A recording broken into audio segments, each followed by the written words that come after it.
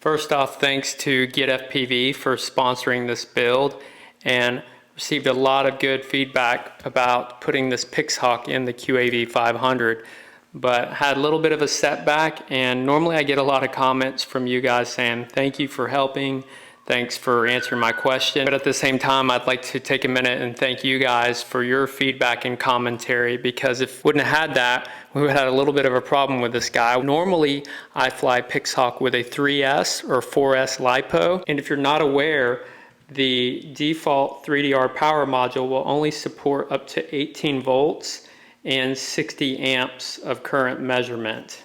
And in my previous setup video, I powered it up with this 6S Tattoo 6200 milliamp battery.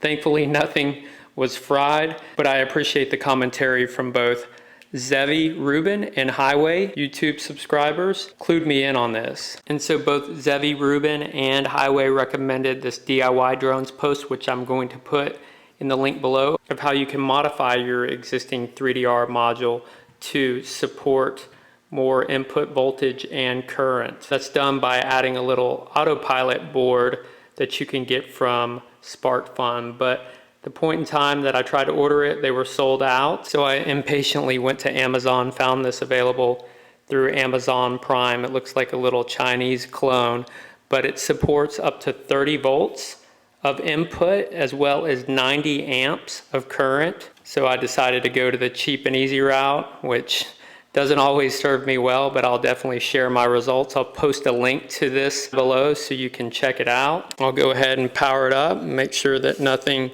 explodes or catches on fire.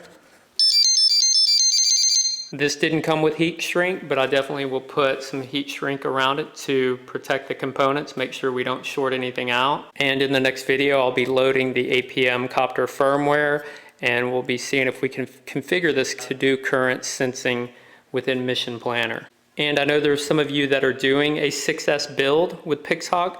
Just stand by a little bit, let me figure out how this thing works, and I'll post that in an upcoming video and save you guys a little bit of time and trouble. But once again, thank you Zevi Rubin and Hiway for your commentary. It's greatly appreciated. That's one thing that I just absolutely love about this community. We're all sharing information. And once again, if you're flying Pixhawk or APM with anything greater than a 4S, make sure you make the proper mod or have the right component to power your flight controller. That's it for now. Thanks to GetFPV for sponsoring this series. Won't be long before we have this QAV 500 fully autonomous and in the air. If you have any questions or comments, please post them below. And until next time, thanks for watching.